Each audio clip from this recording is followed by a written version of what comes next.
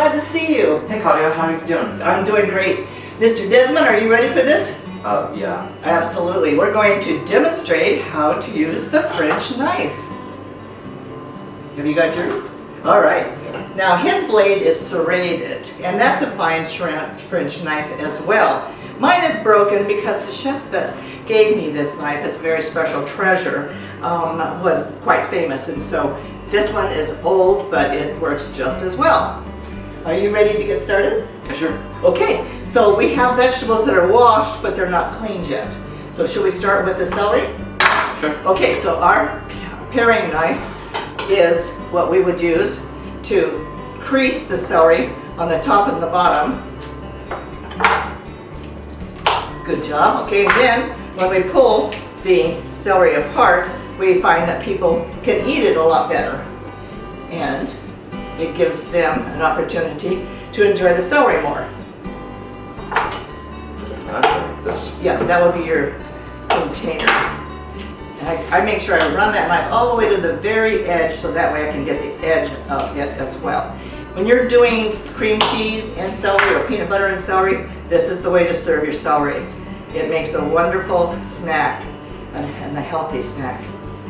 Alrighty, now let's practice with the French knife just briefly. Here's your trash here. And you're just going to put the crease but not cut it all the way through. Good job, okay. And you work right-handed primarily, huh? Yeah. Okay, so this is good for me since I work left-handed. All right, on the French knife then, the point is to have it stay on the point. So when you push, you kind of, when you chop, you kind of push as well. That's right. So that keeps things under control. Now, the other hand, taking and pushing the food onto the knife. We do not want any accidents. We don't want anyone to get cut. But this is a very fast way to clean and to cook vegetables. You'll save a lot of time doing this. So what we want to do is learn how to be safe and efficient. Alrighty, so you want to try that again? Alright, so we've got it down. We're going to push the food in. I'm going to push. Okay, you just push that food out of your way and you're ready to go. You can scrape it into your dish, what have you. Typically, if we were going to use any vegetable, and carrots included, that we want to have a smaller, we would go lengthwise. If we go lengthwise first, then we're able to have the size of bites that we want. So for the dishes that we might be making today, we could use the little end and we can use the big end. So you can use your paring knife or your French knife, either one, for this particular task. And carrots are hard, so you have to cut it all the way down to make it work. So give that a little bit more of a push. There we go. There we go that. And just the thick end is all I really worry about, but the thin end is good. Now you want to do both of them at the same time. So I kind of got the small end and the big end together. And then that way it's a little bit more uniform, so you might flip one of them around. Sweet. All right, here we go. So we're going to go chop, chop. And then moving my knife. At the same time I'm moving my knife. And you're doing a great job. Okay, let's dump that into our food dish here. So I'm going to scrape mine into my dish and I'll have you scrape yours into your dish. Alright, we've got lots of yummy carrots now. If I'm moving too fast, just let me know. Slow down, Claudia. That's what they call me in Europe, is Claudia. I call myself Claudia. Okay, we'll try the celery next? Sure. Okay, so again, we're going to cut the lengthwise because that's the fast way to get the most chops. Now I've got 3 pieces on my larger piece of celery I had here. And on my smaller piece, I've got 2. Alright, so I'll do one more since you got that many. Now we're going to try that same routine again. We're going to put it all together and we're going to even up our end. So the side that you're going to cut from is going to be your straight edge. You don't have to worry about being perfect. Every piece does not have to be perfect. It can just be blended in so quickly and easily. So get your ends ready to chop. So I guess that would be opposite of me. That's right. And when you have them, that's close enough because you'll pick up the other side. So yeah. Now I'm at an angle more here than you are, but because I'm going to push my food this way.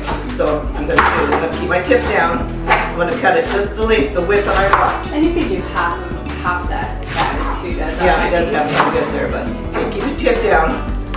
Lift your back end up. Your back end of the knife up. Because that's how you can go fast, when you leave that tip down. Oh, let's just do a cut. There you go. You want to, you've done okay, yeah. Now I get down to the bottom, and I can just chop, just to try to make it all look good, but it doesn't mean I have to have it perfect. Alrighty, let's scrape that in there again. Now the root crops are the vegetables that grow under the ground. In almost every soup or salad, or any kind of a dish really, basically, starts off with the root crop. So now let's trim up our potatoes. If you see any bad spots on them, this is a good time to take them off, because anything that you wouldn't eat is certainly something that you wouldn't serve someone else. So what's the first thing we're going to do with these potatoes? What? Cut them lengthwise. Alright. We're going to cut them lengthwise because that saves time. We don't have to do so much chopping. So I'm going to cut this one in half, and then I'm going to turn it over and I'm going to cut it in half again. Now I've got like a quarter of each. And I'm going to do the same with the little one I've got here too. Cut it in half and then cut it in half again.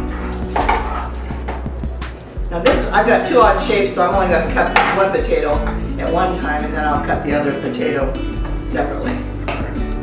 Okay, so you still need to make one more cut here lengthwise. Well, Yeah. Alrighty, now you put all 4 or 5 of those pieces together and kind of hold them. And again, I can cut it at an angle so that I've got more room to work, like this, and that would be like that for you. Alright, tip down and then slice them through. Now, the size of the bite is what you want to consider. If you're making cowboy stew, which is what we're going to make for the activity group on Saturday, then you want to make smaller bites, so it'll cook fast with the meat and the vegetables that are in the cowboy stew. But, you know, there's a lot of potato dishes like potato salad and what have you. And those would be bites that would be more sizable. Des wants to become a chef. I think that's so exciting. And I think this is one of the very first things that a chef should know. If we were cooking professionally, we would use a hat, cover over our hair. We would use gloves, and not so much around vegetables, but most definitely around meat. We use vegetables. As it is, though, since it's just something we're doing at home, at least we have our hair, you know, pulled away, and we're looking for anything that we might leave that might be, you know, distasteful for someone. Okay, I'll give you another chop there and another chop there. Look how fun that is, man. You see, they're good. They're gone. Okay, throw that in your bowl, and we're on to the next one. Okay.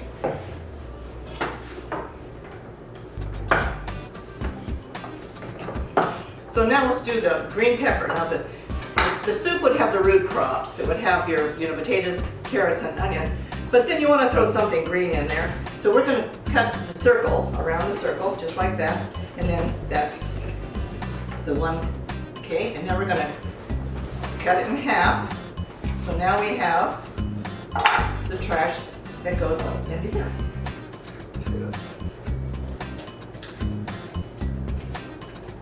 Great. Okay. Now if we were going to do green pepper as one of the snacks on our relish tray, we would just make a simple cut like that. And then that's good to dip in the hummus or yum yum. Eat raw. Let's try that one.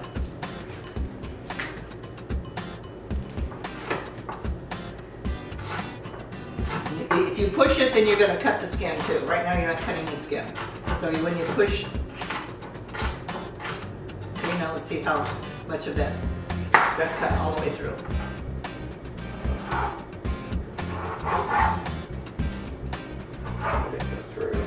Okay, so now we're going to use a French knife and we're going to do the same thing. We're going to kind of just push them all even, sort of, so we got at least the tops are going to be along the same width or length, and then just chop right through them.